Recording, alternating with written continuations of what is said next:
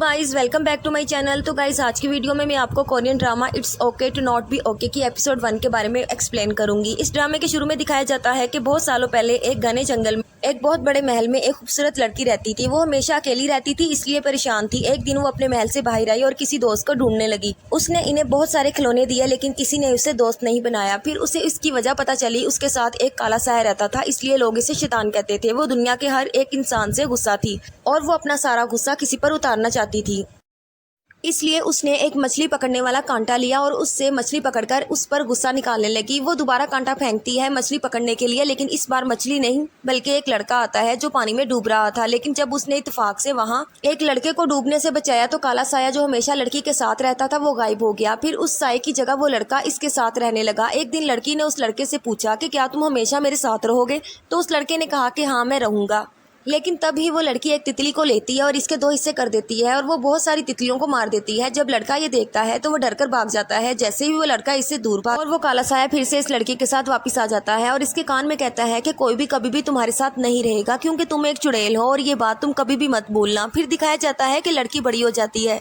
इसके साथ ही दूसरी तरफ दिखाया जाता है कि एक लड़का जो कि इस ड्रामे का हीरो है वो स्कूल में प्रिंसिपल के साथ मीटिंग में बैठा होता है और कमरे के बाहर इसका बड़ा भाई होता है जो कि एक अबनॉर्मल इंसान होता है और इसे कभी कभार दौरे भी पड़ते रहते हैं और इसे स्कूल में भी दौरे पड़ते थे, इसलिए स्कूल का प्रिंसिपल उसे निकाल देता है। लेकिन उसका भाई जिसका नाम मिस्टर मून गैंगते होता है वो उससे गुस्सा नहीं होता क्योंकि उसे पता होता है कि उसका भाई एक एबनॉर्मल इंसान है। फिर हमें दिखाया जाता है उस लड़की को जिसके साथ काला साया रहता था। उस लड़की का नाम कोमन योंग होता है। वो एक फेमस राइटर होती है जो बच्चों के लिए डरावनी कहानियां लिखा करती है। इसके साथ ही हमें दिखाया जाता है मिस्टर मून गैंगते को। वो एक मेंटल हॉस्पिटल में काम कर रहे होते हैं। तभी वहाँ पर एक पेशेंट आता है और वो कह रहा होता है कि मैं पागल नहीं हूँ। ये सारी बातें मिस्टर मून गैंगते सुन लेते हैं और वो डॉक्टर से पूछते हैं कि ये कौन है। तो डॉक्टर बताता है कि इसने बहुत सारी नींद की गोलियां खा ली थी और अपनी बेटी को भी खिलाई थी। वो खुदकुशी करने की कोशिश में था। फिर हमें दिखाया जाता है कोमन योंग को जो कि अपने मैनेजर के साथ एक हॉस्पिटल में बच्चों को स्टोरी सुनाने के लिए जा रही होती है। तभी इसके मैनेजर को एक हॉस्पिटल से फोन आता है जो एक नर्स ने किया होता है। नर्स कहती है कि हमने आपको बताया था कि हमने मिस्टर को दीवान की सर्जरी की डेट फिक्स कर दी है, हमें उनके घर वालों की परमिशन के लिए कितना इंतजार करना होगा। दरअसल मिस्टर कोदीवान मनयोंग के फादर हैं जो कि काफी सालों से बीमार है। मनयोंग हॉस्पिटल में पहुंच चुकी होती है और गार्डन में बैठकर सिगार पी रही होती है। तभी वहां पर मिस्टर मून आते हैं और इसे सिगार बुझाने के लिए कहते हैं पर वो मना कर देती है। इसके साथ ही दिखाया जाता है कि जब मनयोंग बच्चों को कहानी सुना रही होती है तो वहाँ वो पेशेंट आ जाता है जिसने खुद को और अपनी बेटी को मारने की कोशिश की होती है। वो वहाँ पर अपनी बेटी को ढूंढने लगता है। फिर वहाँ पर हॉस्पिटल का मैनेजर आ जाता है और वो इस इवेंट को रोक देता है। इस बात से मनयोंग को काफी गुस्सा आता है। मनयोंग देखती है कि वो पेशेंट बच्ची को वहां से लेकर जा रहा होता है। इस दौरान वहां कोमन योंग आ जाती है और उसे कहती है कि तुम्हें मरने से डर लगता है इसलिए तुम अपनी बेटी को मारना चाहते हो। ये सुनकर पेशेंट को काफी गुस्सा आता है और वो कोमन योंग का गला दबाने की कोशिश करता है। जब वो पेशेंट कोमन योंग का गला दबा रहा होता है तो कोमन योंग को याद आता है कि कैसे बचपन में उसके बाप ने इसका गला दबाने की कोशिश की थी, इसलिए वो अपने बाप से नफरत करती है। इसी दौरान वहाँ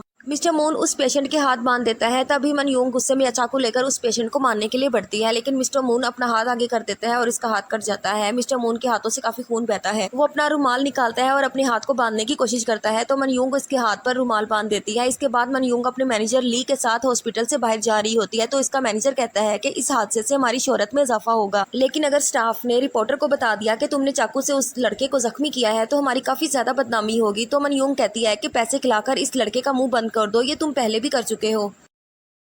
इसके बाद मनयोंग का मैनेजर मिस्टर मून गैंगते को फोन करके अपने ऑफिस में बुला लेता है। जब वो इसके ऑफिस में मिलने के लिए जाता है तो वहाँ मनयोंग भी आ जाती है और वो इसे देखकर बहुत खुश होती है, लेकिन वो इसके पास जाकर कहती है कि मुझे लगा था कि तुम अलग हो लेकिन मैं गलत थी, इसलिए बताओ कि मेरे मैनेजर ली ने तुम्हें मुंह बंद करने के लिए कितने पैसे दिए हैं। तो मिस्टर मून कहता है कि मुझे पैसे नहीं चाहिए। तो मनयोंग कहती है कि जब तुम्हें पैसे नहीं चाहिए तो तुम यहाँ आए ही क्यों? तो वो कहता है कि मैं यहाँ तुमसे मिलने आया था, मैं तुम्हारी इन आंखों को फिर से देखना चाहता था क्योंकि तुम्हारी आंखें मुझे किसी अपने की याद दिलाती हैं। फिर मनयोंग पूछती है कि किसकी याद दिलाती है? तो वो कहता है कि बहुत ही पागल और बेरहम एक लड़की की। फिर मनयोंग पूछती है कि क्या तुम इस लड़की से डरते थे? मिस्टर मून गंगते कहता है कि मैं उसे पसंद करता था। तो दरअसल यहाँ हमें पता चलता है कि मिस्टर मून गंगते ही वो लड़का होता है जो बचपन में मनयोंग के साथ रहा करता था और इससे डरकर भाग गया था। वो दोनों ही एक दूसरे की आंखों में देखते रहते हैं और साथ ही हम इस एपिसोड 1 को खत्म करते हैं। तो गाइज अगर आपको हमारी वीडियो अच्छी लगी तो इसे लाइक करें, शेयर करें और अगर आप चाहते हैं कि इस ड्रामे की तमाम एपिसोड आप तक पहुँचती रहे तो आप मेरे चैनल को सब्सक्राइब करें।